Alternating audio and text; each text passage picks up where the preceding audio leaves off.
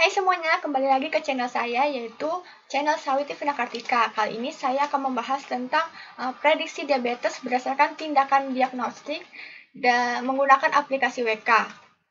Untuk itu kita kenalan dulu. Nama saya Sawiti Vina Kartika dari Universitas Lampung dengan NPM 18150610008. Tujuan dari percobaan ini adalah untuk memprediksi secara diagnosis apakah pasien menderita diabetes atau tidak, berdasarkan pengukuran diagnosis tertentu yang termasuk dalam kumpulan data. Lalu data yang digunakan. Data ini berasal dari National Institute of Diabetes and Digestive and Kidney Disease. Dataset ini terdiri dari beberapa variabel prediktor medis dan satu variabel target yaitu diabetes. Data variabel prediktor ini dapat dilihat seperti kadar glukosa, kolesterol, tekanan darah, umur, jenis kelamin, dan ukuran pinggang, dan masih banyak lagi. Metode seleksi fitur dan klasifikasi. Klasifikasi sendiri itu adalah suatu teknik dengan melihat pada kelakuan dan atribut dari kelompok yang telah didefinisikan. Untuk metodenya, saya menggunakan dua metode, yaitu metode tree dan metode Bayes, di mana metode tree adalah sebuah struktur pohon di mana setiap node pohon mempresentasikan atribut yang telah diuji setiap cabangnya.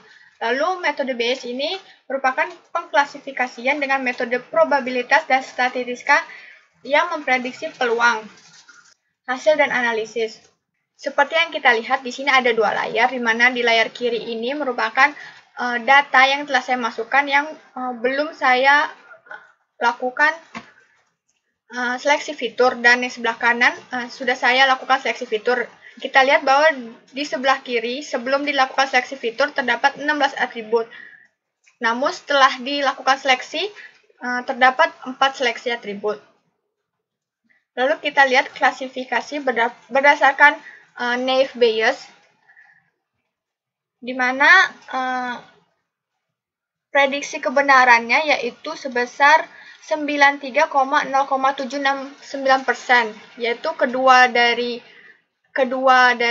klasifikasi ini sama, dan kesalahan prediksinya itu sebesar 6,9231%.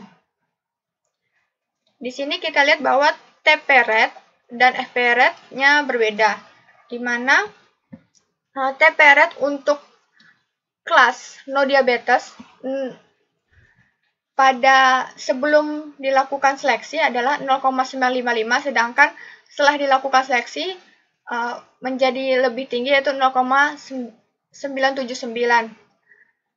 Sedangkan TP rate untuk diabetes ialah 0,8 untuk sebelum dilakukan seleksi. Setelah dilakukan seleksi menurun menjadi 0,667.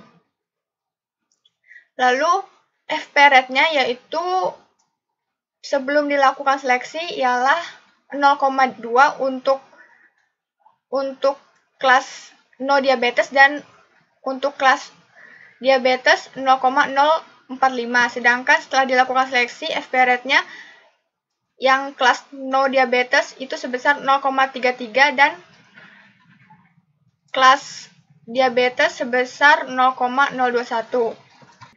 Kita lihat bahwa TP rate dan FP rate pada pasca seleksi itu lebih tinggi daripada sebelum dilakukan seleksi. Sedangkan untuk kelas diabetes, TP rate dan FP rate lebih tinggi pada sebelum dilakukan seleksi.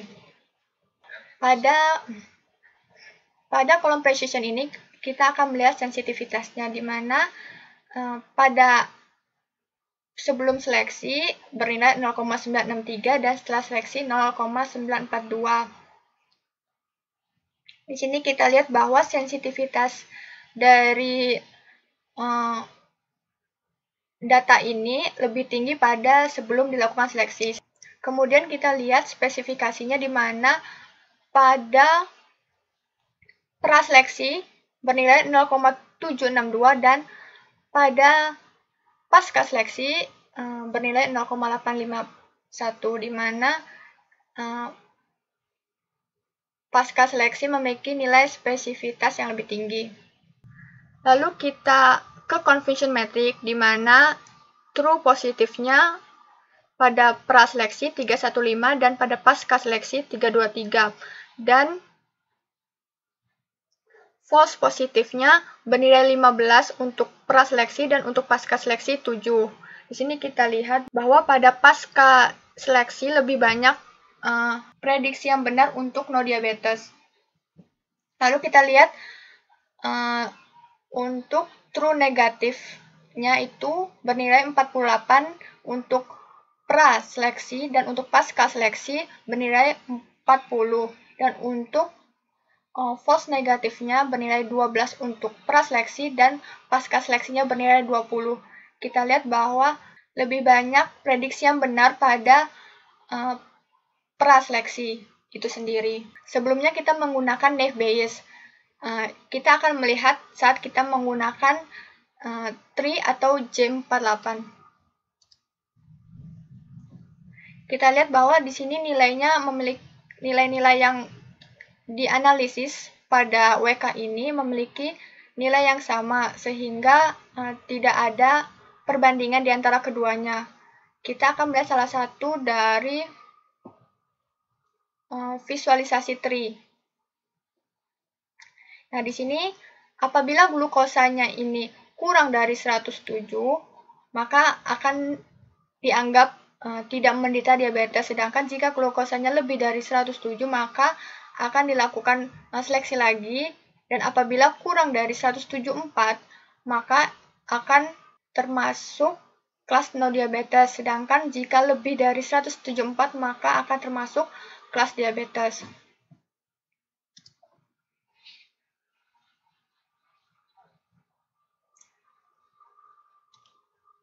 Sebelumnya kita melihat klasifikasi errornya. Untuk yang Naive Bayes, kita lihat di sini bahwa tanda silang ini merupakan prediksi yang benar, di mana ini merupakan true positif dan ini true negatif. Sedangkan ini false negatif dan ini false positif.